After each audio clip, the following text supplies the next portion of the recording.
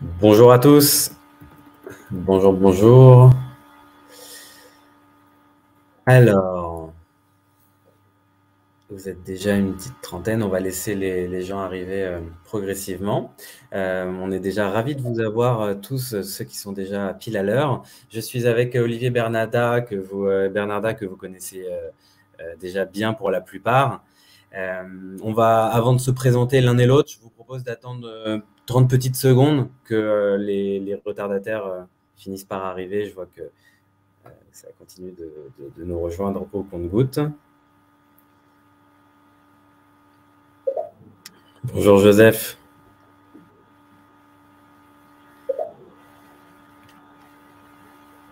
Alors vous avez un chat, hein, je vois qu'il est déjà pas mal utilisé. Donc n'hésitez pas à réagir au cours de la conversation, à nous poser vos questions également. On a la chance d'être deux, donc pendant que l'un parlera, l'autre posera toutes les questions. Enfin, c'est plutôt d'ailleurs moi qui poserai à Olivier toutes les questions que vous pourrez avoir envie de lui poser. Et écoutez, ce que je vous propose, c'est de démarrer maintenant.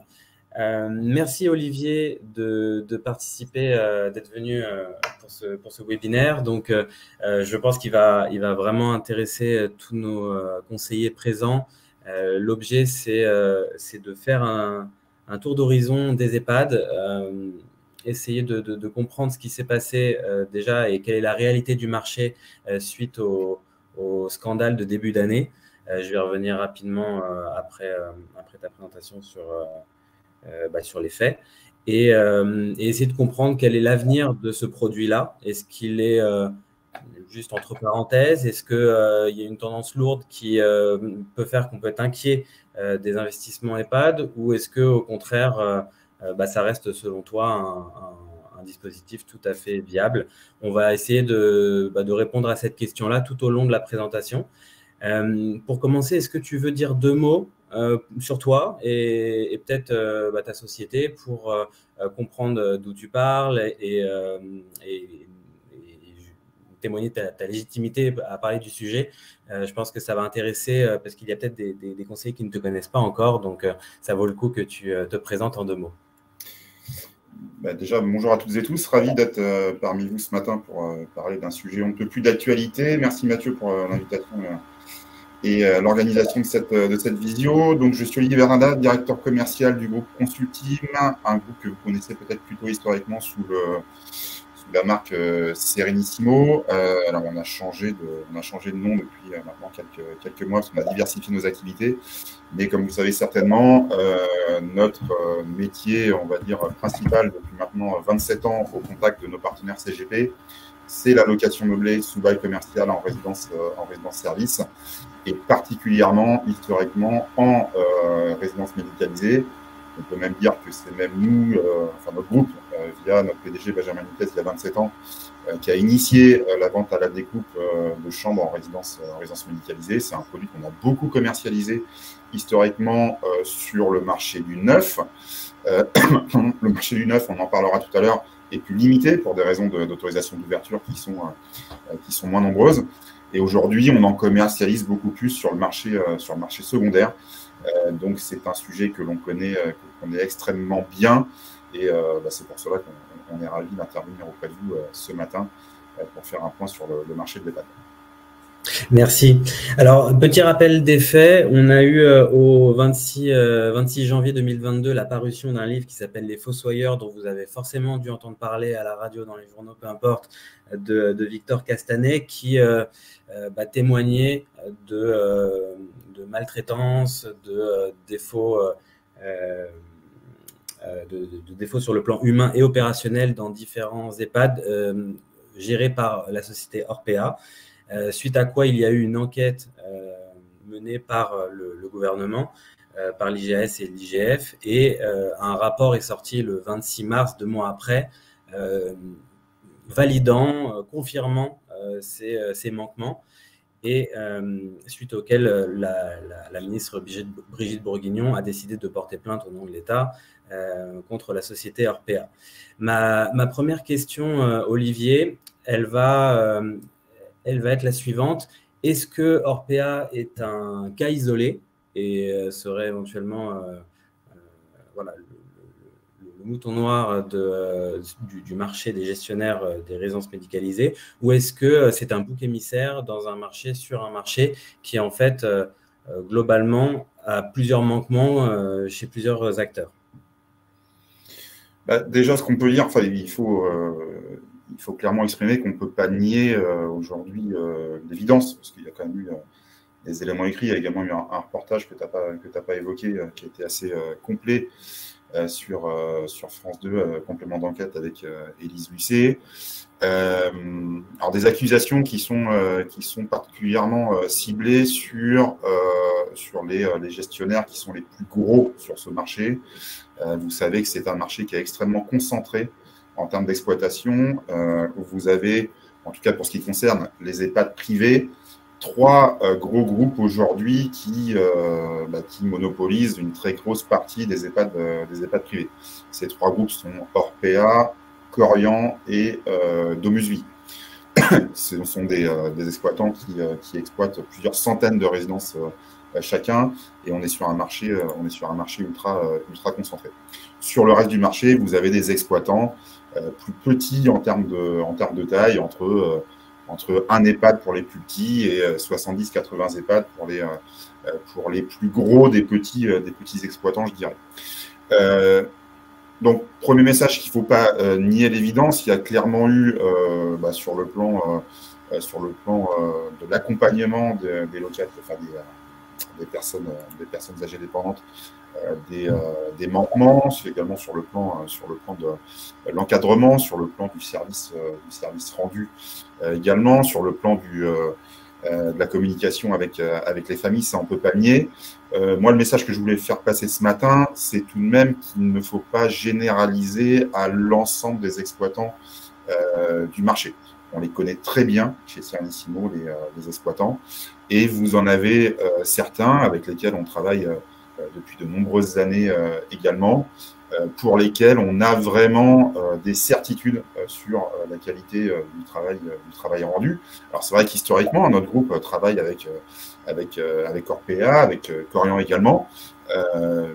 Quand on fait de l'EHPAD en investissement, bien évidemment, on ne peut pas s'exonérer de travailler avec ces opérateurs, puisqu'encore une fois, ils couvrent une grosse partie du marché.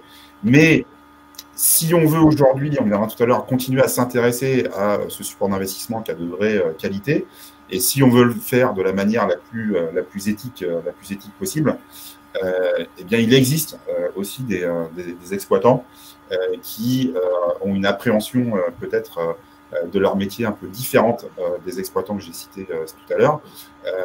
Alors, c'est pas pour jeter l'opprobre sur Orpea, Korian particulièrement. Simplement, ces exploitants qui gèrent plusieurs centaines de résidences, bien évidemment, ce sont des gens qui sont cotés en bourse, qui doivent effectivement rendre des comptes financièrement de manière peut-être plus forte que des exploitants plus petits. Donc, il y a eu une course très clairement à la rentabilité sur ce marché, et cette course à la rentabilité qui peut paraître normale quand on parle d'une société commerciale, elle devient moins acceptable socialement lorsque l'on touche au domaine de la santé. Donc c'est cette confrontation-là en fait entre la recherche de rentabilité et le fait qu'on accompagne la santé de nos aînés qui a posé un problème moral, et c'est bien normal. Donc le marché de l'EHPAD, ce n'est pas que Orpea et Korian. Et puis, encore une fois, cette crise-là, elle aura aussi des bénéfices. On verra tout à l'heure sur les conséquences. Ça amènera ces gros exploitants à changer leur manière de faire, à se poser des questions et à revenir à des choses peut-être plus normales en termes de fonctionnement. Et au-delà de ça, vous avez des exploitants que je ne vais pas citer parce que ce n'est pas l'objet de cette visio aujourd'hui, mais que vous pouvez trouver sur le marché avec, encore une fois, une appréhension de leur métier qui peut être différente, une proximité avec les locataires qui peut être plus forte, un service rendu meilleur. Donc ça, c'est un message fort que l'on veut faire passer, c'est de ne pas généraliser sur l'ensemble des opérateurs, puisque je peux vous assurer qu'il y a des niveaux de prestations qui peuvent différer, et des modèles qui sont, en tout cas, peut-être aujourd'hui, socialement un peu plus vertueux. Et même chez Orpea et chez Korian, il ne faut pas généraliser non plus, puisque vous avez plusieurs centaines de résidences, encore une fois, dans les parcs de ces opérateurs-là. Sur chaque résidence, c'est un centre de profit avec un directeur de résidence, une directrice de résidence. Il y a bien évidemment des consignes groupes, mais une résidence Orpea située dans le nord de la France n'a pas forcément le même fonctionnement qu'une résidence Orpea située dans une autre région. Donc, les reportages qui ont été faits, les écrits qui ont été produits concernent un certain nombre de résidences, mais là encore, généralisé à l'ensemble du parc des gros opérateurs et pas forcément quelque chose qui correspond à la réalité. Donc, pour résumer, oui, on ne peut pas nier effectivement les manquements qu'il y a eu sur différents points. Après, la généralisation de ces manquements nous paraît, en tout cas en tant que professionnel de ce marché-là, un petit peu hâtive aujourd'hui. Alors là, tu es en train d'ouvrir un sujet, moi, qui me passionne personnellement, c'est le cœur de métier de GridKey, c'est la comparaison. Tu as donné plusieurs pistes de comparaison. On va y venir un petit peu plus tard, mais je garde bien en tête ce que tu as dit sur notamment les sociétés cotées en bourse, les contraintes qu'elles peuvent avoir, et sur les différences au sein même d'un gestionnaire, en fonction des zones géographiques, des résidences. Ça m'intéressera d'avoir ton avis un petit peu plus tard. Alors Mathieu, je vais juste préciser quelque chose quand même par rapport à ça, c'est que notamment le reportage complément d'enquête qui a été fait, d'un point de vue journalistique, était un petit peu limite, parce qu'ils ont quand même passé 3 quarts d'heure, voire 1 heure, à nous expliquer qu'Orpea et Korian recherchaient à faire de la rentabilité. Somme toute, ça reste à la fois normal pour une société commerciale, et je tiens à rappeler également, pour ceux qui nous écoutent ce matin, que dans le cadre de l'investissement LMNP, alors voilà, il faut dissocier l'investissement de l'aspect moral, même si parfois on peut réunir les deux, mais ce sont deux sujets différents.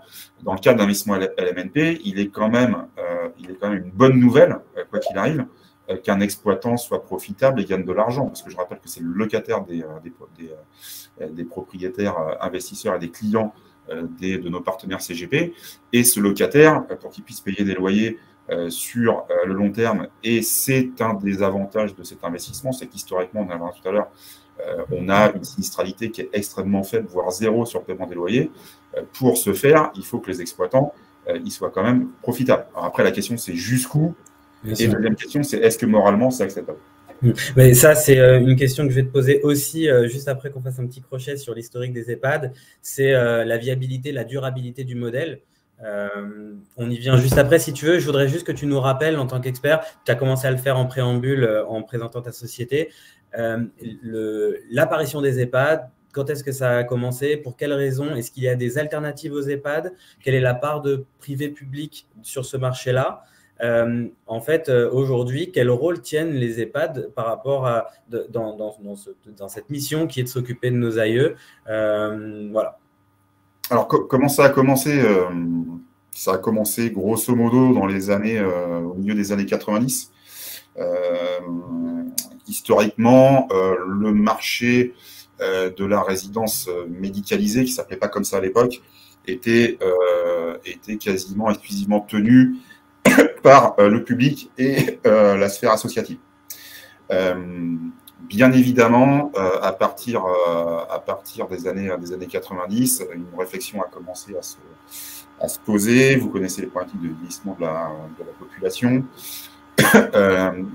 avec l'anticipation des baby boomers qui arrivaient à un moment à l'âge de la retraite et potentiellement de la dépendance. Et en face de ça, un secteur public qui n'était plus capable de suivre, on va dire, le rythme en termes d'investissement. Donc, il y a eu une ouverture de plus en plus importante de ce marché-là à partir des années 90 sur la sphère privée. Aujourd'hui, pour répondre clairement à ta question, Mathieu, 45% aujourd'hui des EHPAD sont des EHPAD publics, 30% sont des EHPAD associatives, et environ 25% sont des EHPAD commerciales, gérées par des opérateurs comme ceux qu'on a cités tout à l'heure. Donc ça reste aujourd'hui une minorité, c'est un cas, les EHPAD commerciales, mais c'est une proportion qui continue à augmenter puisque les ouvertures d'EHPAD privés sont, toutes choses égales par ailleurs, plus nombreuses en rythme que les EHPAD publics. Donc c'est une tendance lourde, cette privatisation de cette fonction-là. Ça a été une tendance lourde jusqu'à maintenant. On va voir, et on en reparlera tout à l'heure sur la suite par rapport à la crise que l'on connaît. Mais oui, moi, on a la conviction que ce n'est pas forcément une tendance qui va s'inverser, sauf une bang sur le marché. Mais nous, on n'a pas vraiment de conviction sur un vrai Big Bang, on y reviendra juste après. Alors après, comment on est arrivé à l'investissement LMNP? Tout simplement, historiquement, les opérateurs qu'on a cités tout à l'heure finançaient la construction de leurs opérations en crédit bail.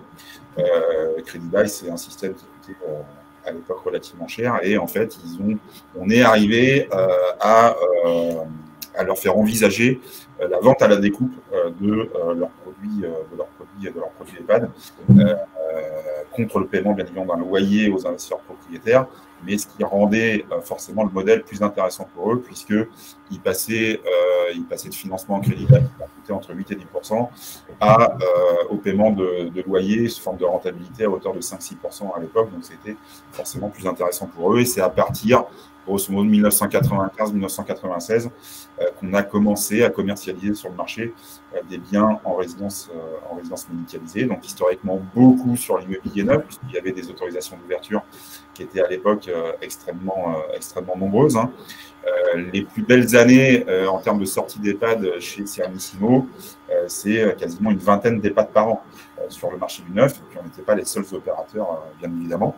Aujourd'hui, le marché il s'est complètement transformé, puisqu'il n'y a quasiment plus de nouvelles autorisations d'ouverture, donc on est sur un marché qui est quasiment circonscrit au marché de l'ancien aujourd'hui. Les clients qui ont investi historiquement sur de l'EHPAD neuf commencent à revendre leurs opérations aujourd'hui. Donc, on a un marché secondaire qui se met en place. Et aujourd'hui, 90% des ventes d'EHPAD que l'on réalise dans le cadre de notre activité se font sur le marché secondaire et environ 10% sur le marché du neuf. Ce qu'il faut dire également, et on y reviendra également peut-être tout à l'heure, c'est que depuis 27 ans qu'on commercialise de l'EHPAD, la sinistralité, elle est extrêmement circonscrite.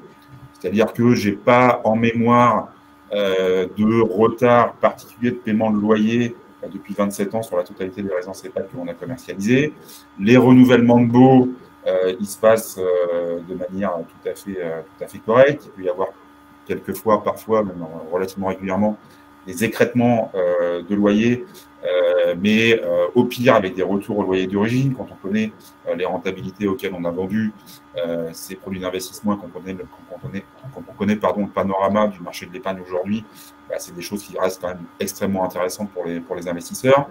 Donc on a une sinistralité qui a été extrêmement limitée, voire quasiment nulle, qui montre que quoi qu'il arrive, et au-delà de la crise que l'on traverse aujourd'hui, c'est un modèle d'investissement pour les particuliers qui est particulièrement vertueux et cohérent sur le long terme. Oui, parce que la particularité des EHPAD par rapport à d'autres résidences gérées, c'est le numerus clausus en quelque sorte qu'il peut y avoir et qui fait qu'on ne peut pas demain avoir une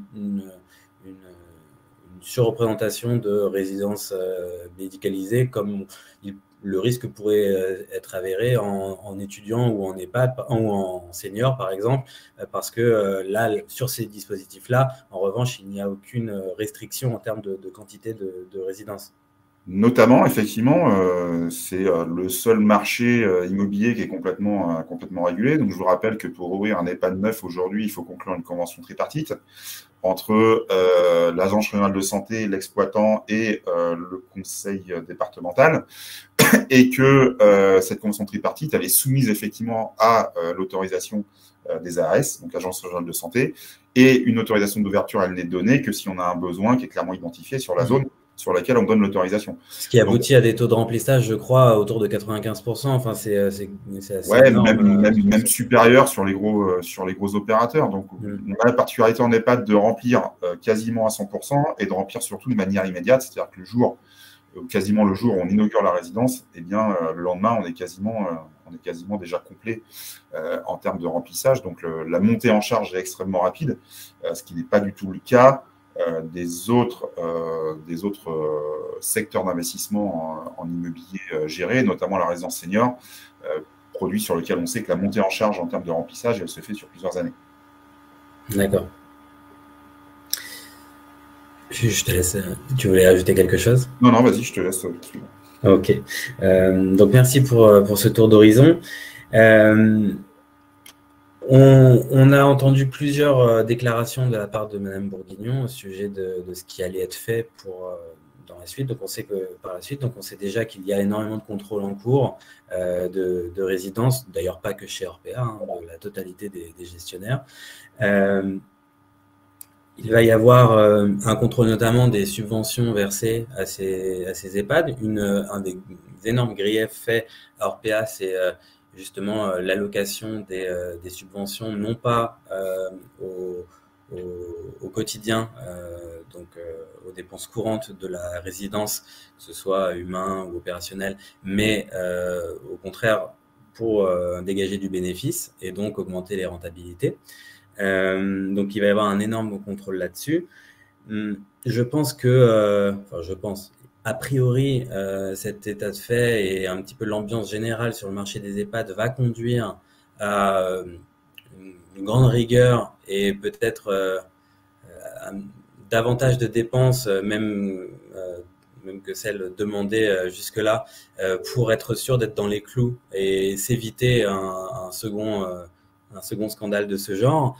Ma question, c'est, on l'a un peu abordé tout à l'heure, est-ce que le modèle des EHPAD privés à destination d'investisseurs était un modèle durable et viable, ou est-ce que, au contraire, les nouvelles contraintes qui vont arriver vont amener à baisser drastiquement les rentabilités et vont en faire un dispositif plus si attrayant que ça pour les investisseurs, malgré l'atout dont on vient de parler, qui est le taux de remplissage et la sécurité des loyers versés.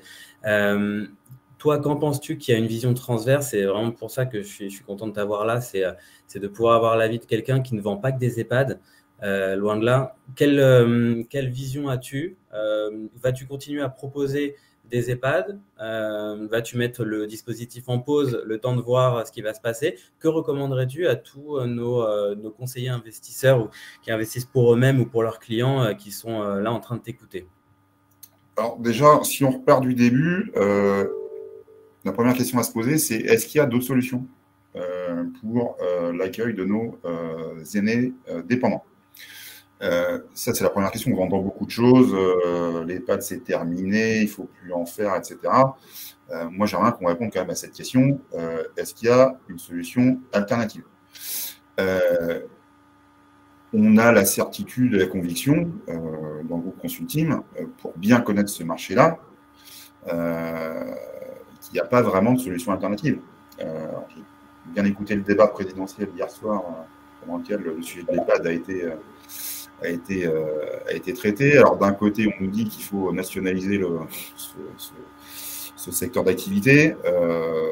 Bon, c'est en l'état pas envisageable. Alors, personne qui a proposé ça, a priori, ne sera pas élu. Donc, c'est un sujet qu'on va écarter. Si on écoute Emmanuel Macron, qui n'évoque pas du tout la nationalisation de ce marché, lui, effectivement, il évoque plutôt les solutions alternatives. Et il nous dit qu'il va mettre en place des primes pour adapter les logements des personnes âgées qui pourront donc rester à domicile. Alors, c'est méconnaître complètement qui sont des personnes qui sont dans les EHPAD. Vous avez aujourd'hui le sujet de la dépendance, qui est un sujet qui est un peu protéiforme, puisque, si on veut rentrer dans le détail, vous avez des personnes âgées dépendantes aujourd'hui qui sont classées sur divers degrés de dépendance, ce qu'on appelle les statuts GIR, groupe iso-ressources, de 6 à 1 en fait, 6 étant les personnes âgées les moins dépendantes et 1 les personnes âgées les plus dépendantes. Les EHPAD aujourd'hui accueillent de plus en plus les personnes les plus dépendantes. C'est normal, on manque de lits. Parce qu'on ne construit pas assez d'EHPAD. Donc, on privilégie de plus en plus les personnes les plus dépendantes. J'affirme, et je continuerai à réaffirmer, que le maintien à domicile n'est pas une solution alternative crédible pour les personnes âgées les plus dépendantes, c'est-à-dire les GIR3, les GIR2 et les GIR1, qui garnissent majoritairement les EHPAD. Pour les personnes âgées faiblement dépendantes, oui, ça peut être une solution alternative, mais quelqu'un qui a un Alzheimer, par exemple, très avancé, qui est en fin de vie, le maintien à domicile, vous pouvez mettre tout ce que vous voulez en termes d'aménagement du logement, ça ne fonctionne pas parce que il faut quelqu'un 24 heures sur 24 pour vivre avec la personne, ça coûte très cher. Et puis, moralement, c'est des choses qui ne sont pas tenables pour la famille. Donc aujourd'hui, il n'y a pas de solution alternative pour les personnes fortement dépendantes, notamment toutes les personnes qui souffrent d'Alzheimer lourd. Donc ça, c'est un premier sujet. Donc non, l'EHPAD ne disparaîtra pas. On continuera à faire de l'EHPAD, alors peut-être autrement, et c'est certainement salutaire, mais l'EHPAD ne disparaîtra pas. L'EHPAD ne sera pas non plus un secteur qui sera nationalisé, ça, tout le monde est d'accord sur le sujet. Donc, pour répondre très clairement à ta question, on continuera, nous, à proposer de l'EHPAD en investissement, parce que ça a bien fonctionné depuis 27 ans. Il n'y a aucune raison que ça ne continue pas à bien fonctionner. Après, ça fonctionnera peut-être avec un schéma un tout petit peu différent. Je l'évoquais tout à l'heure, les conséquences potentielles de la crise. Les conséquences, elles sont très clairement sur un alourdissement du cahier des charges pour les exploitants. Et encore une fois, c'est très clairement salutaire. Et cet alourdissement du cahier des charges, que ce soit en termes d'accompagnement, donc notamment de nombre de personnes pour accompagner les personnes âgées au quotidien, en termes de prestations, en termes de services, en termes d'alimentation, beaucoup de sujets sur les rationnements, etc. Très clairement, il y aura un cahier des charges beaucoup plus important qui amènera à des surcoûts d'exploitation pour les exploitants qu'on a cités tout à l'heure. Alors, il y aura forcément une volonté à un moment potentiellement de ces exploitants de se rattraper par ailleurs. Et le loyer versé aux investisseurs peut être une variable d'ajustement, mais voilà, ça sera dans des proportions qui resteront relativement limitées. Et c'est d'ailleurs pour cette raison qu'aujourd'hui, je vous disais tout à l'heure que le marché de l'EHPAD aujourd'hui était plutôt un marché sur l'ancien. C'est pour ça qu'aujourd'hui, eu égard au constat que l'on vient de faire là, eh bien, on repart à la négociation aujourd'hui avec les vendeurs de biens en résidence médicalisée pour leur dire que les conséquences de la crise font qu'on doit proposer un surrendement aujourd'hui aux nouveaux investisseurs qui vont racheter les biens qui sont actuellement à la vente, pour anticiper potentiellement à un écrêtement que nous, on estime faible des loyers suite, on va dire, à ce cahier des charges qui sera beaucoup plus restrictif pour les opérateurs. Donc très clairement, aujourd'hui, on va chercher des renégociations de prix sur les vendeurs pour aller gagner 0,2 points, 0,3 points de rendement complémentaires qui nous permettent d'envisager, en tout cas à notre sens, l'investissement dans l'EHPAD aujourd'hui sur le marché secondaire dans des conditions qui sont acceptables par rapport aux conséquences de la crise que l'on anticipe. Où en sont justement ces acteurs des EHPAD aujourd'hui dans la mise en conformité ou à niveau des charges d'exploitation pour correspondre aux standards qui vont être maintenant demandés, exigés. Est-ce que c'est déjà en ordre de marche? Est-ce que c'est prévu pour la rentrée prochaine? Quel est l'horizon? Et en fait, ma question derrière ça, c'est quand est-ce que ça va se ressentir sur, tu l'as dit, la seule réserve qu'il peut y avoir, c'est en l'occurrence les loyers versés. Et quand est-ce que ça va, si ça doit arriver, cette baisse de loyer, quand est-ce que les investisseurs vont commencer à le ressentir? C'est une question qui est très difficile parce que alors déjà aujourd'hui, il y a certains opérateurs qui sont potentiellement déjà dans les clous de ce qui sera demandé bien sûr. en termes d'encadrement de personnel, en termes de prestations, etc.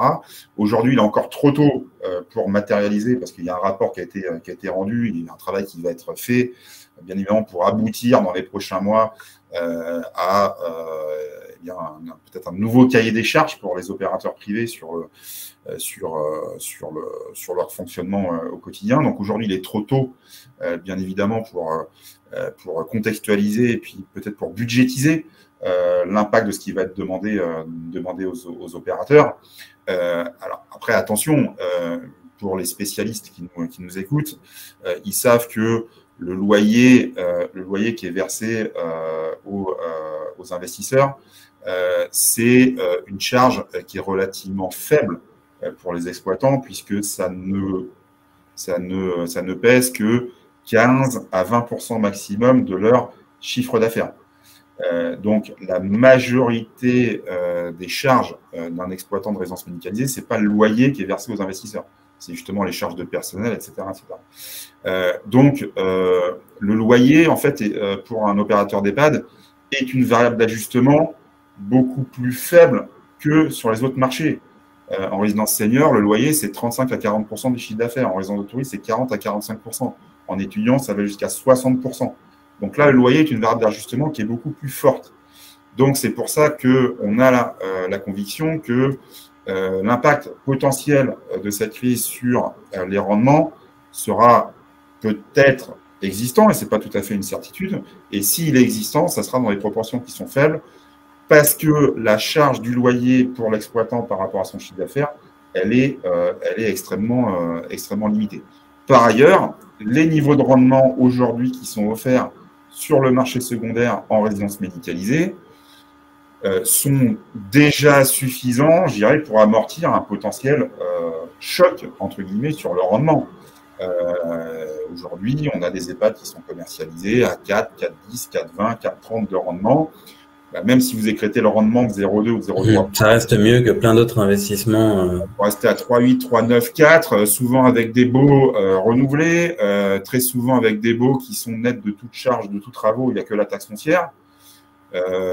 Moi, je veux bien que ça fasse peur à tout le monde, mais je veux bien aussi qu'on me donne des placements qui sont aussi rentables, en rappelant également que vous avez l'amortissement qui permet d'écréter la fiscalité en grande partie, voire en totalité, sur l'investissement du client, et que vous êtes par ailleurs sur des baux qui protègent, tout du moins en partie, contre l'inflation, puisque vous avez des baux qui permettent une réindexation des loyers.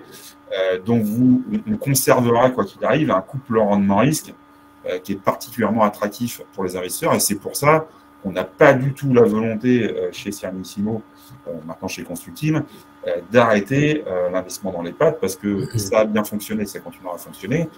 Et aujourd'hui, pour nous, le couple rendement-risque pour l'investisseur, je ne parle pas de l'aspect social qu'on a évoqué tout à l'heure, pour l'investisseur, il reste complètement cohérent. Tu as rappelé le numerus clausus tout à l'heure.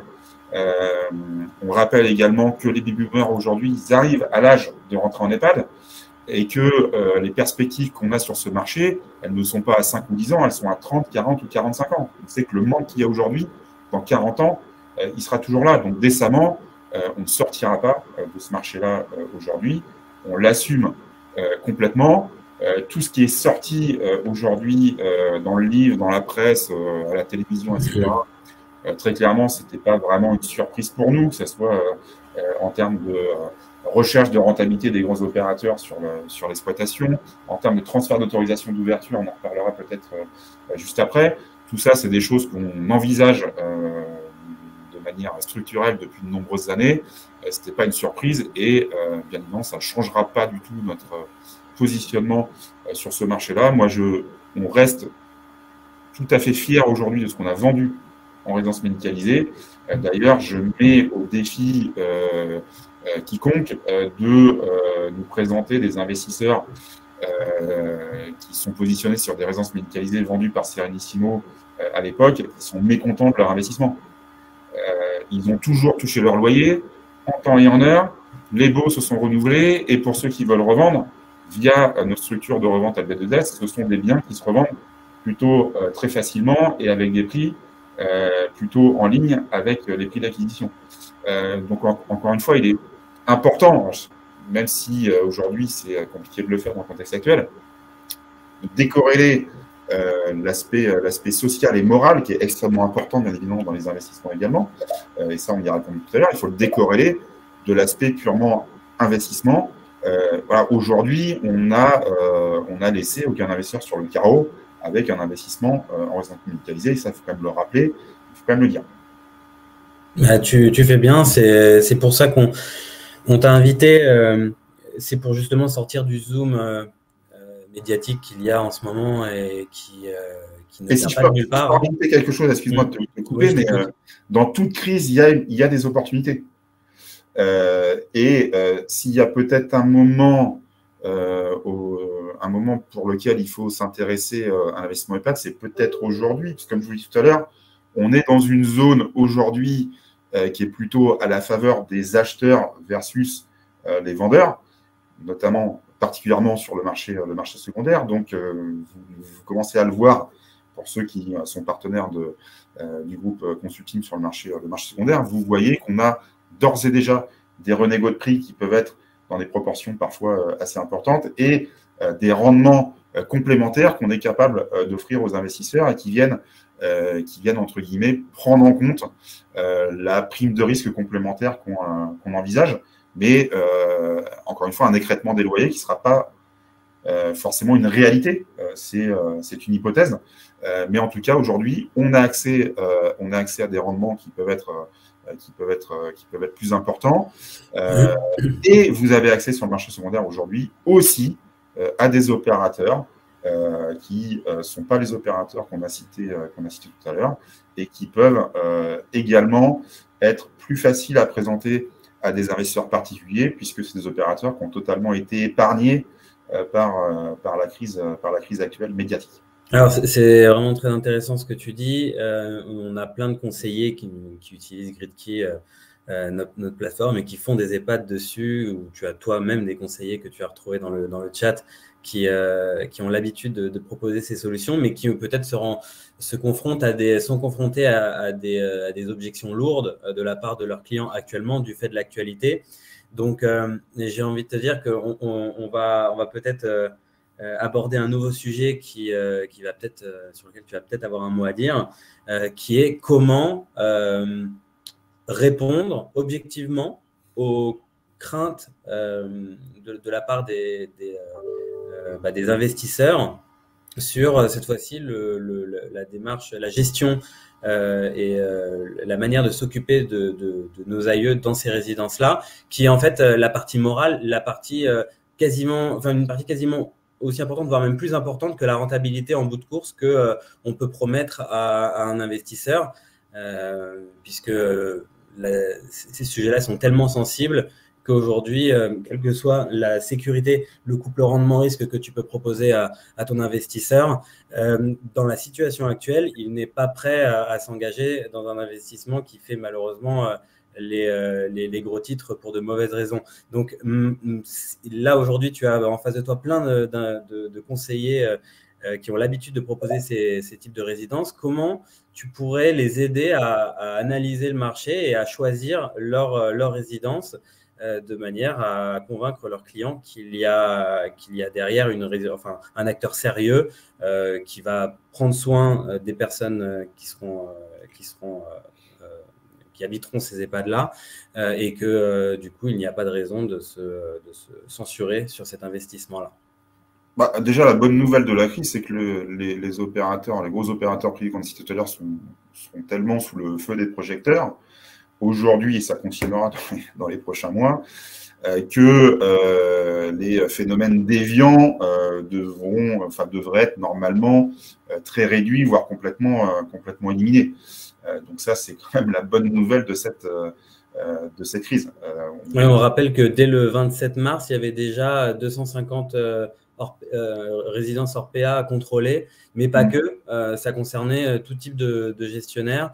Donc, c'est en ordre de marche et c'est un sujet tellement important que l'État, pour le coup, ne laissera pas dévier ce sujet-là. Donc ça, déjà, c'est une première réponse qu'on peut donner, c'est qu'a priori, il va y avoir un écrémage sérieux dans les mois qui viennent. En tout cas, ceux qui n'étaient pas dans le rang vont devoir maintenant y rentrer de manière très rapide et de manière très stricte. Et ça concerne potentiellement les EHPAD, certains EHPAD de certains opérateurs qu'on a cités tout à l'heure.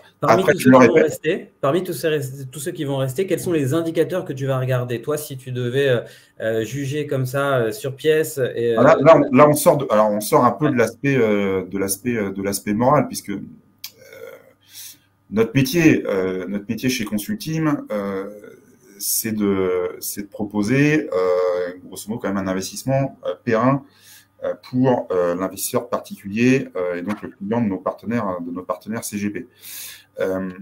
Donc, nous, ce qu'on va regarder lorsqu'on source une opération, soit sur le neuf ou sur l'ancien, la première chose, et plus que sur tout autre marché, c'est la signature d'exploitation. Puisque, je le répète, l'EHPAD a cette particularité qu'on est sur un produit beaucoup plus financier qu'immobilier. La valeur de cet investissement n'est quasiment liée qu'à l'exploitation commerciale qu'on en fait et donc à la pérennité de la structure d'exploitation avec qui on contractualise un bail commercial. Donc, de manière très factuelle, on a bien évidemment une analyse financière de l'exploitant. On regarde ses pratiques historiquement vis-à-vis des investisseurs particuliers. On regarde ses taux de remplissage, on regarde ses process, etc. Ça, c'est la première chose. Autre élément très important, c'est la taille des résidences. Si on veut se prémunir contre les risques sur le long terme d'investissement en EHPAD, au-delà de la signature d'exploitation, c'est vraiment la taille des résidences qui est extrêmement importante. Puisque les petits établissements inférieurs à 60-70 lits présentent en fait un risque au niveau de l'exploitation qui est beaucoup plus fort. En EHPAD, comme je disais tout à l'heure, vous avez des charges fixes au-delà du loyer investisseur qui sont extrêmement importantes. Et pour que l'exploitation soit bénéficiaire, il faut que ces charges fixes s'amortissent sur un nombre de lots suffisant. Donc, il faut absolument fuir, en tout cas c'est le conseil que l'on donne, les petits établissements qui présentent des risques en termes d'exploitation et on y reviendra tout à l'heure en termes de transfert d'autorisation d'ouverture qui sont extrêmement importants. Deuxième élément, quand on investit particulièrement sur le marché secondaire, on investit sur des EHPAD qui sont déjà en exploitation, il faut absolument favoriser les EHPAD qui ont le niveau d'obsolescence le plus faible. Ça veut dire quoi? Ça veut dire qu'il faut aller sur des EHPAD qui sont correctement entretenus, qui correspondent au mieux au cahier des charges passé et à venir qui sera donné par les autorités, puisque le risque principal que l'on a en résidence médicalisée, c'est le transfert d'autorisation d'ouverture. Et une des raisons des transferts d'autorisation, c'est potentiellement le fait qu'on exploite des résidences qui sont vieillissantes, qui coûtent très très cher en termes de rénovation, avec potentiellement parfois l'intérêt pour les opérateurs de construire un nouvel EHPAD pas très loin, neuf, sur lequel on aura moins de charges et sur lequel on transférera l'autorisation. Donc la structure d'exploitation, il faut faire attention au niveau d'obsolescence et au nombre de lits. Ce sont vraiment les deux critères que l'on regarde. Et troisième critère, j'y ai évoqué tout à l'heure, c'est le niveau de loyer pour l'exploitant. Un niveau de loyer acceptable en résidence médicalisée pour un exploitant, c'est entre 15 et 20%. Généralement plus proche de 15%. Quand on se rapproche de 20%, c'est déjà parfois un peu problématique. Donc, entre 15 et 18%, c'est la part du chiffre d'affaires d'une résidence médicalisée qui doit être octroyée au paiement des loyers investisseurs. Donc, ça, c'est la combinaison, bien évidemment, entre un prix de vente et une rentabilité, puisque le loyer versé à l'investisseur, c'est simplement l'application d'une rentabilité sur un prix. Donc, ça, c'est des critères que l'on regarde pour avoir des exploitations qui soient les plus pérennes possibles sur le long terme. Alors, avant de passer aux questions, parce qu'il y en a beaucoup maintenant dans le chat, je vais toutes les relayer. Tu as parlé brièvement du transfert d'activité. C'est un sujet très important parce que c'est un des risques majeurs qu'il peut y avoir en tant qu'investisseur dans une EHPAD. C'est le seul même. C'est le seul. Est-ce que, donc, rapidement, j'essaye de résumer ce que tu as dit. il y a un cahier des charges qui est défini régulièrement, qui peut être modifié à journée, comme ça va être probablement le cas prochainement. Il y a des contrôles et en cas de contrôle, il peut y avoir du coup un transfert d'activité et donc la possibilité de rouvrir une résidence dans la zone, donc dans ce numerus clausus, dans cette zone géographique-là, qui viendrait du coup. Alors, tu peux nous expliquer comment ça fonctionne? C'est pas lié au contrôle. C'est pas lié au contrôle. Alors déjà, pourquoi le transfert d'autorisation est le seul risque? Puisque on écarte sur le marché de l'EHPAD le risque de faillite d'exploitant. Faudrait vraiment être soit très malhonnête, soit pas du tout compétent pour être déficitaire sur l'exploitation d'un EHPAD. Ce sont des modèles, et on peut peut-être le reprocher, ce sont des modèles qui sont plutôt vertueux en termes de marge. Peut-être trop vertueux pour certains, mais en tout cas, ils sont vertueux. Les opérateurs avec lesquels on travaille, il y a le risque de faillite, on peut quasiment l'éliminer. Donc, le seul risque, c'est le transfert de l'autorisation d'exploitation, puisque je rappelle à nos auditeurs aujourd'hui que l'autorisation d'exploitation, elle n'est pas affectée à un bâtiment. Elle est affectée à une zone géographique et elle est affectée à un nombre de lits.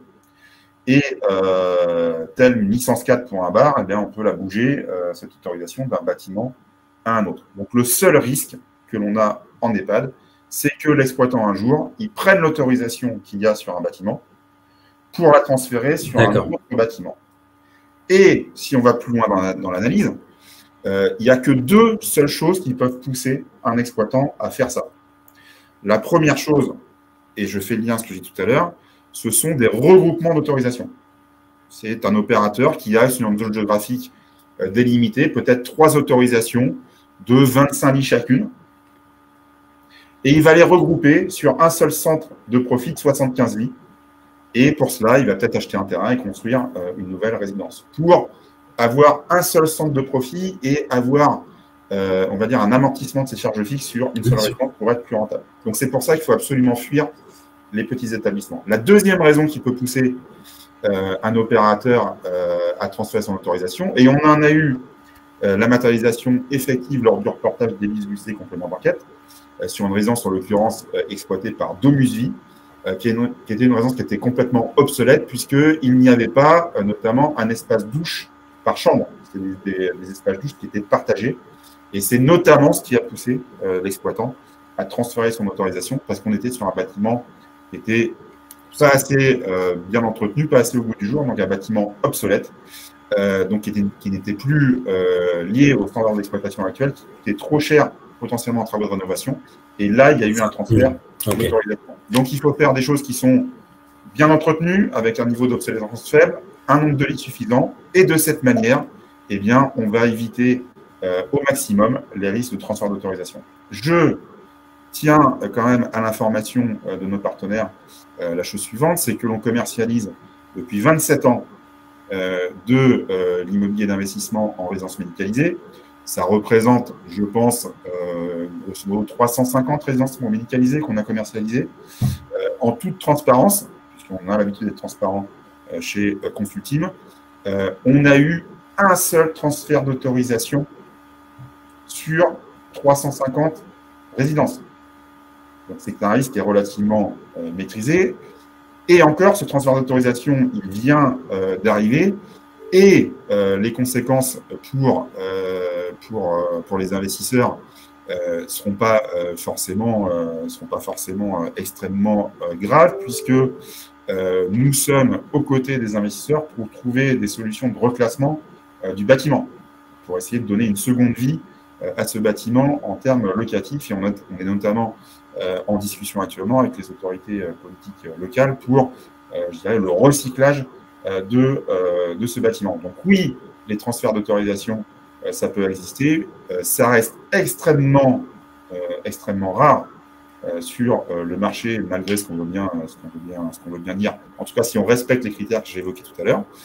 Et un transfert d'autorisation, c'est pas forcément la perte totale du capital pour l'investisseur, puisqu'on peut envisager des deuxièmes vies locatives à ces établissements.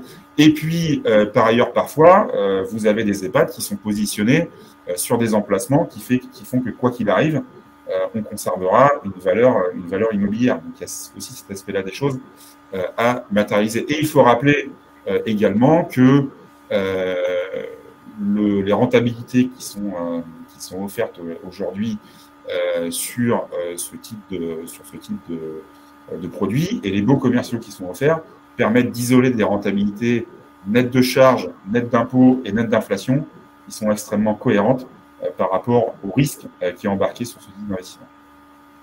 Le nouveau cahier des charges attendu, tu sais, tu as des infos dessus sur ce qui va être contenu dedans, à quelle date il va être…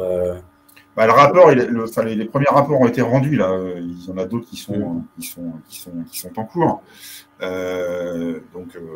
Voilà, ça a été très clairement dit par le président Macron hier soir. Enfin, en tout cas, il l'a sous-entendu. Il y aura effectivement un aspect législatif qui aura lieu sur le sujet pour encadrer ce marché de l'EHPAD privé. Voilà, les élections vont se passer, les rapports seront rendus. Voilà, peut-être que c'est un horizon sur la fin d'année ou le début d'année prochaine. Ouais, d'accord. Très bien. Je passe aux questions parce que j'ai pris un peu de retard sur la lecture de celle-ci. Marie-Josée nous demandait, on lit maintenant que les taux de remplissage baisseraient depuis le scandale Orpea. Qu'en est-il? C'est réel ou pas? Alors, d'après les informations qu'on a, non. On n'a pas eu de mouvement massif de familles qui ont retiré leurs proches des EHPAD. Alors peut-être qu'à la marge, ça existait, mais il n'y a absolument eu aucun mouvement massif sur le sujet. Donc les taux de remplissage des opérateurs avec lesquels on travaille n'ont pas du tout souffert, ou en tout cas extrêmement à la marge de la crise actuelle. Il faut regarder les choses en face. Quand vous avez un proche qui souffre d'un Alzheimer très lourd et qui est déjà dans une résidence médicalisée Orpea, le scandale survient, on ne retire pas la personne alors peut-être qu'on la met dans un autre EHPAD et peut-être chez un autre opérateur, mais ça c'est le cas peut-être le plus extrême qu'on puisse connaître, mais les familles n'ont pas retiré massivement leurs personnes âgées des résidences médicalisées. Ça c'est quelque chose qui n'est pas vrai du tout. Alors, Fabien nous parle des loyers. C'est un petit peu ce qu'on disait tout à l'heure. Les loyers sont susceptibles de baisser pour ne pas diminuer les rentabilités. Donc, je pense que tu as déjà pas mal répondu à cette question. Oui, et on y répond parce qu'on est là pour réagir à l'actualité. Et c'est le rôle de notre groupe d'avoir des partenariats qui soient dynamiques avec les CGP qui nous écoutent ce matin. C'est qu'un produit, ça vit, un marché, ça vit. On voit que le marché de l'EHPAD, il vit aujourd'hui, il évolue. Donc, on s'adapte. Et pour faire face potentiellement à ce risque d'éclatement des loyers, je le répète, on augmente les rentabilités sur le marché secondaire en renégociant les prix à la baisse. Donc, c'est pour ça que, pour nous, le produit reste tout à fait cohérent. Il demande aussi, qu'en est-il de gestionnaires comme Colisée, par exemple, sont-ils plus vertueux? Alors, je ne voulais pas citer des marques parce que fois, je ne suis personne pour jeter l'opprobre sur des opérateurs ou donner des bons points à d'autres. Surtout qu'il y a des enquêtes en cours, des contrôles en cours. Donc moi, je suis pas de la police, je ne suis pas président de la République. Je suis pas moralisateur et voilà, chez Orpea, très clairement, il y a eu des dérives. Il y a aussi plein d'EHPAD d'Orpea où ça se passe très bien, il faut le dire aussi. Donc, les enquêtes sont en cours, les conclusions sont rendues, donc attendons-les avec sérénité. Ce qu'on peut dire aussi, c'est que sans les citer, même s'il y en a un qui a été cité, Colisée. Il y a des plus petits opérateurs qui ont des actionnariats qui sont aussi différents, qui ont peut-être des courses à la rentabilité qui sont aussi différentes et qui sont totalement épargnés aujourd'hui des scandales actuels parce qu'il y a une réalité de la prise en charge des personnes âgées qui est peut-être un petit peu différente que certains autres groupes. Tu parlais des entreprises cotées en bourse tout à l'heure. Pour toi, c'est un indicateur à suivre? Non, mais moi, je ne peux que continuer à encourager nos CGP qui ont vendu historiquement de l'Orpea à vendre toujours de l'Orpea. Quelle meilleure signature à l'exploitation qu'Orpea aujourd'hui, très franchement. Alors, encore une fois, je mets de côté l'aspect l'aspect moral. Et encore une fois, cet aspect, il va se régler forcément, puisque la crise, elle aura cet effet positif-là. Orpea, ça fait 27 ans qu'on bosse avec eux, ça fait 27 ans qu'ils nous payent les loyers rubis sur ongle.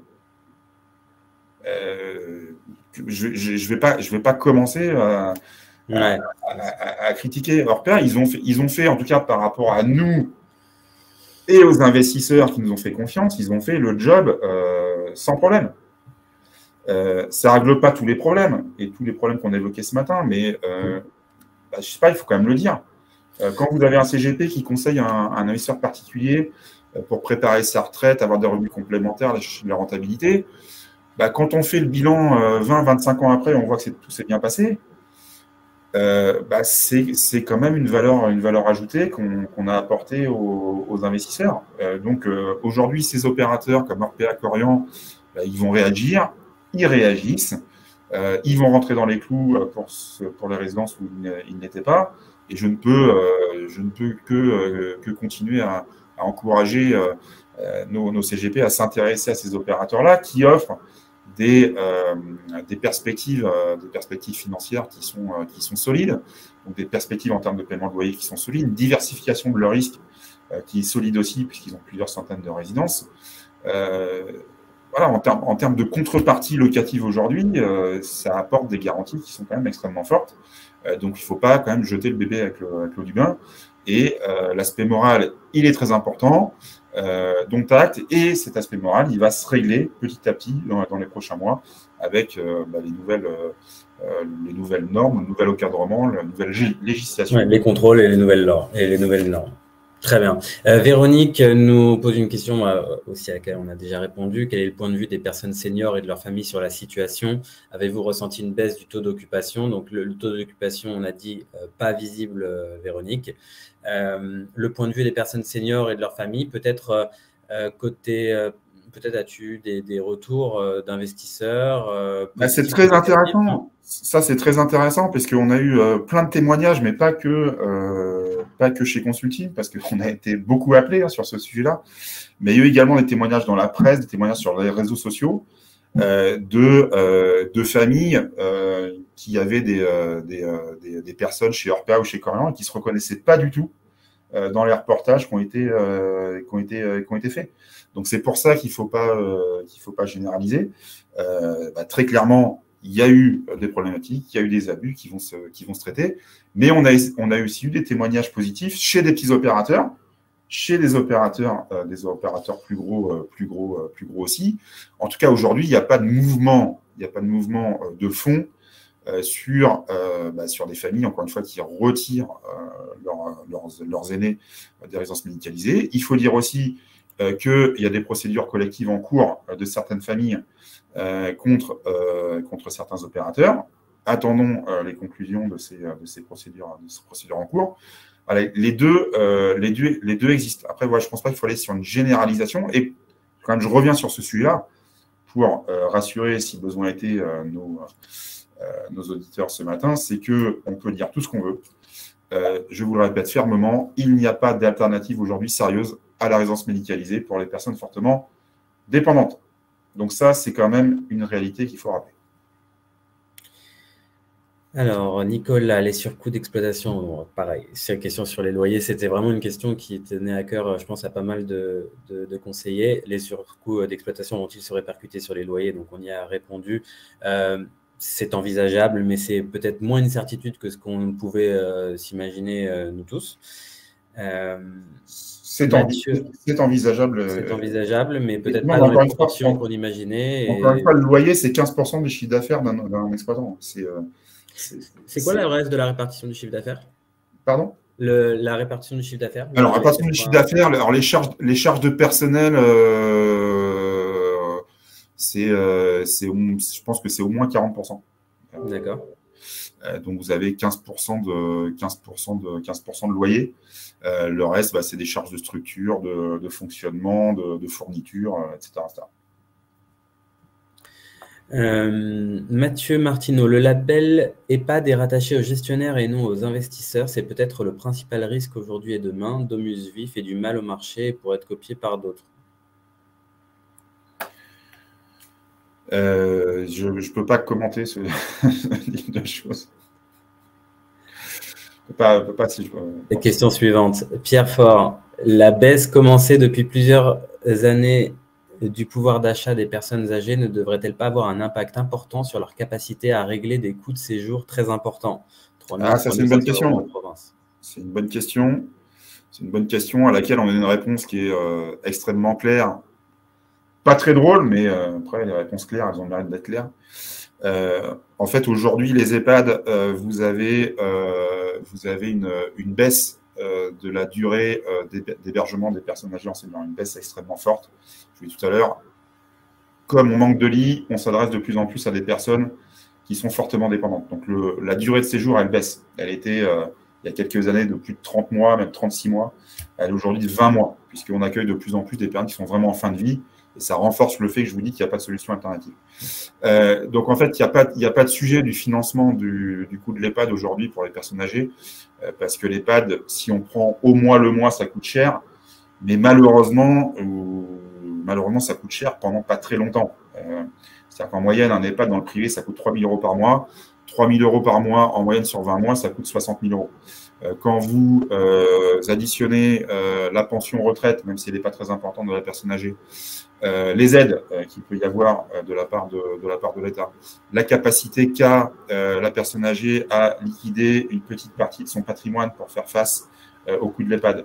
Rappelez également que le Code civil prévoit une assistance financière des enfants à leurs parents lorsque leurs parents sont dépendants.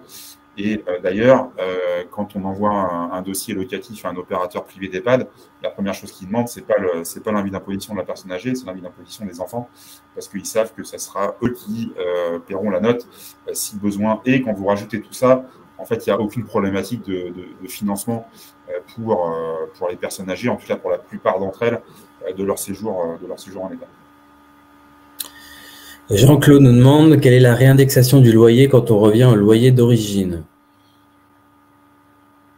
Ce qu'on constate sur les gros opérateurs comme Orpea, effectivement, c'est qu'au renouvellement du bail, on revient au loyer d'origine. Pas dans tous les cas, mais dans certains cas. Par exemple, je sais pas, j'ai acheté un EHPAD Orpea il y a 15 ans à 4,50 de rentabilité. Au bout de 15 ans, je suis à 5,30, 5,40. Eh bien, je renouvelle le bail, je repasse sur un bail ferme et je reviens à 4,50 de rendement.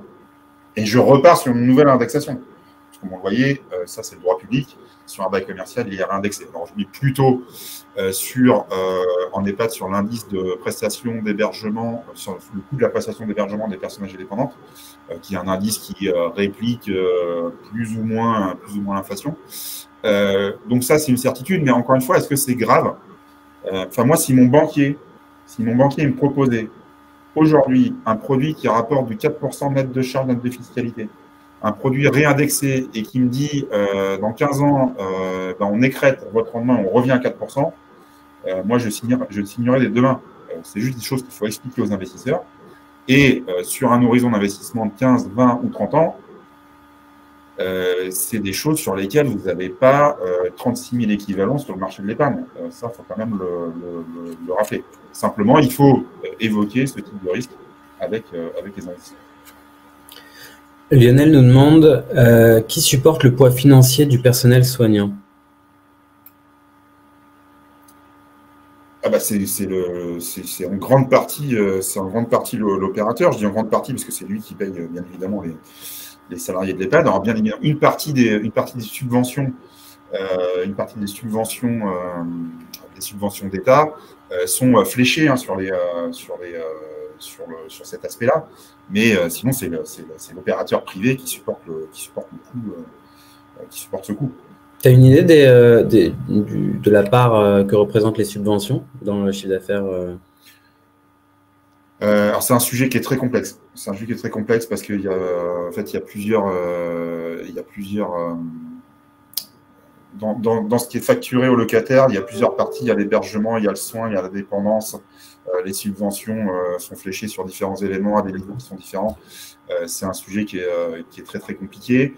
Alors, qui nous ramène quand même avec une question que j'ai souvent, c'est est-ce que si l'État met fin aux subventions, le modèle est totalement mis en cause? Pas tout à fait, puisque par rapport au chiffre d'affaires qui est généré sur cette activité, les subventions représentent quand même un pourcentage qui est plutôt limité. Et puis, il n'est pas question de mettre fin aux subventions.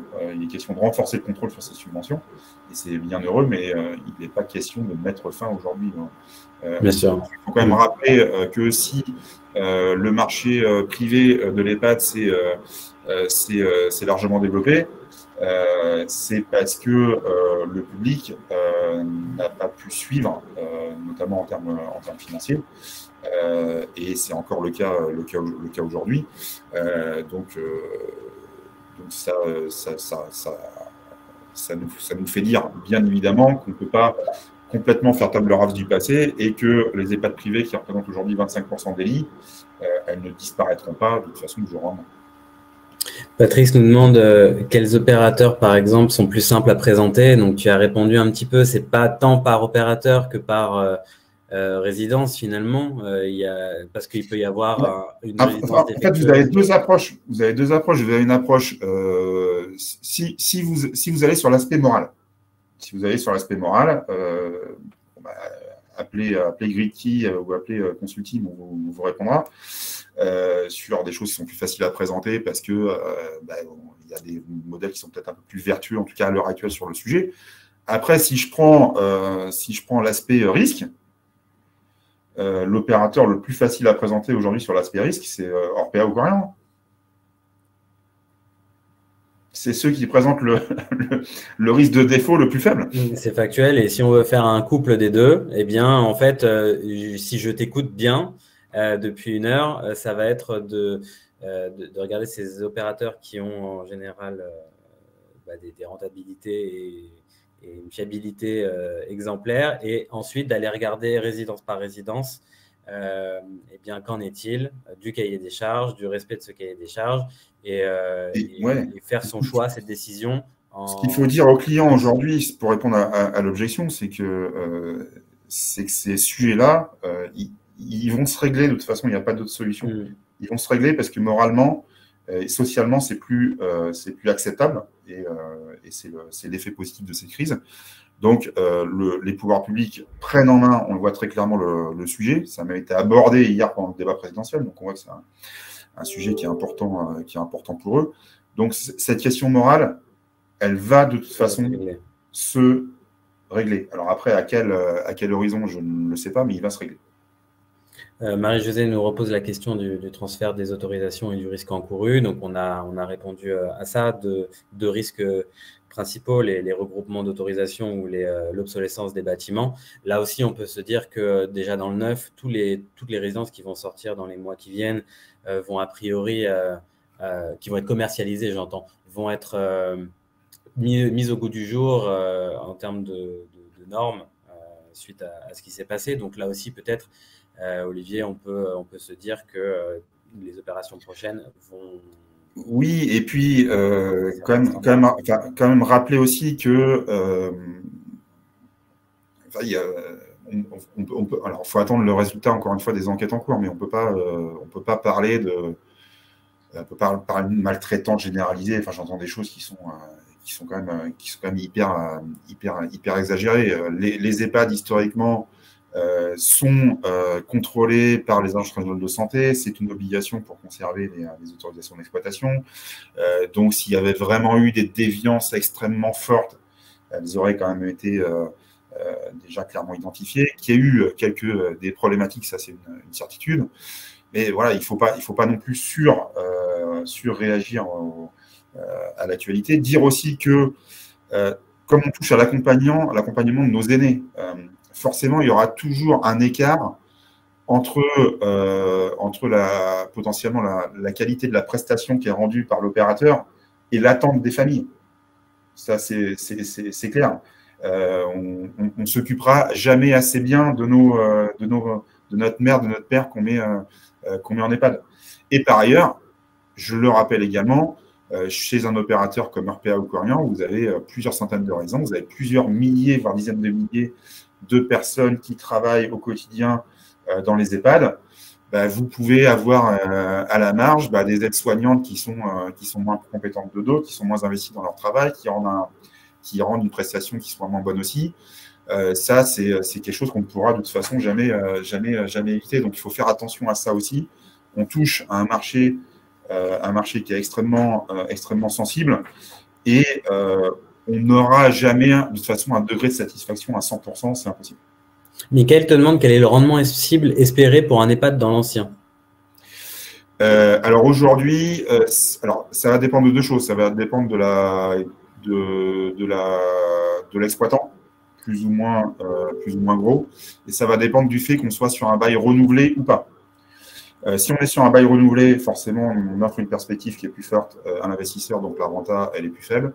Si on est sur un bail qui est en fin de vie, le renouvellement, potentiellement, il va venir plus vite avec un risque potentiellement d'écrêtement du loyer. Donc là, on va chercher forcément une rentabilité qui est supérieure. Toutes choses égales par ailleurs, aujourd'hui, les spreads de rendement sur l'EHPAD, sur le marché secondaire, ça va être entre 3,80 et 5%. Lionel nous demande quelles conséquences d'une reprise de l'inflation sur les rendements. Quelles conséquences La conséquence, elle n'est que sur l'appréhension du rendement d'aide d'inflation pour les investisseurs, puisque l'inflation pour l'exploitation, il n'y a pas de sujet. Les opérateurs, dans leur prix de journée et dans ce qu'ils facturent aux locataires, embarquent l'inflation en cours. Donc, il n'y a pas de conséquences pour eux. Il paiera une conséquence pour l'investisseur. Puisque le rendement d'une opération d'investissement immobilier aujourd'hui, on peut l'envisager d'un rendement net de charges et de fiscalité, mais aussi d'un rendement net de charges de fiscalité et d'inflation. Et aujourd'hui, sur un certain nombre de baux commerciaux, la revalorisation des loyers, elle est capée à un certain montant. Sur certains baux, c'est 2% par an. Aujourd'hui, comme vous avez 4% d'inflation, ça veut dire que votre loyer, il ne suit pas complètement l'inflation. Mais il répercute quand même une partie de l'inflation, ce qui est quand même mieux que tout un tas d'autres placements qui ne répercutent pas du tout l'inflation. Par ailleurs, sur le marché secondaire, vous avez encore accès à des baux commerciaux, et c'est l'avantage du marché secondaire, sur lesquels vous avez des revalorisations qui sont capées à des taux plus importants, voire non capées. Ça peut être encore le cas. Mathieu nous demande, le 606, donc l'article 606 est souvent pris en charge par le gestionnaire dans les baux commerciaux, mais il n'y a pas d'obligation de provisionner ces charges dans le bilan, ce qui explique parfois certaines résidences mal entretenues. Savez-vous si c'est une pratique générale ou une exception? Alors, c'est nécessairement sur le marché de l'EHPAD une exception, puisque pour conserver le droit d'exploiter une résidence médicalisée, un opérateur doit satisfaire au contrôle régulier, notamment des ARS, et dans ce cadre-là, doit assurer un entretien régulier de son établissement. Et dans tous les cas, nous, dans les EHPAD neuves que l'on commercialise, même si elles sont de plus en plus rares, on fonctionne sur des business plans d'exploitation, et dans les business plans d'exploitation, ces travaux de mise aux normes, ces travaux d'entretien sont très clairement budgétés. Et effectivement, l'article 606, dans la quasi-totalité des cas des baux commerciaux qu'on commercialise, est pris en charge par l'exploitant. Merci Olivier. Plus d'autres questions, à moins que vous en ayez une, c'est le moment de la poser ou de se taire à jamais. Je vous laisse me dire si vous avez quoi que ce soit à poser à Olivier. Eh bien, j'ai pas l'impression. Mathieu est en train d'écrire, peut-être juste pour te répondre. Non, c'est bon. Il a trouvé ça très clair. Bon, j'espère que Marie-Josée aussi. J'espère que ça vous a plu. Merci vraiment, Olivier. Je pense que c'était très utile de le faire pour un petit peu démystifier ce qui se passe et puis prendre un peu de recul, un pas de recul parce qu'on a tendance avec les médias et l'actualité à avoir un effet zoom, à subir cet effet zoom. Et c'est vrai qu'avoir quelqu'un qui connaît très bien le marché, mais aussi le reste des résidences gérées, ça nous donne un point de repère assez utile. Bon, merci beaucoup. Je vois qu'il n'y a pas d'autres questions. Je vous propose de vous laisser, de vous souhaiter un bon appétit. Et puis nous, on se retrouve dès la semaine prochaine, je crois, pour une nouvelle masterclass au sujet des monuments historiques. Donc, j'aurai le plaisir de vous retrouver à ce moment-là. Merci Olivier. Salut et merci pour ton invitation. Je t'en prie. À très bientôt. Ciao, à bientôt. Au revoir.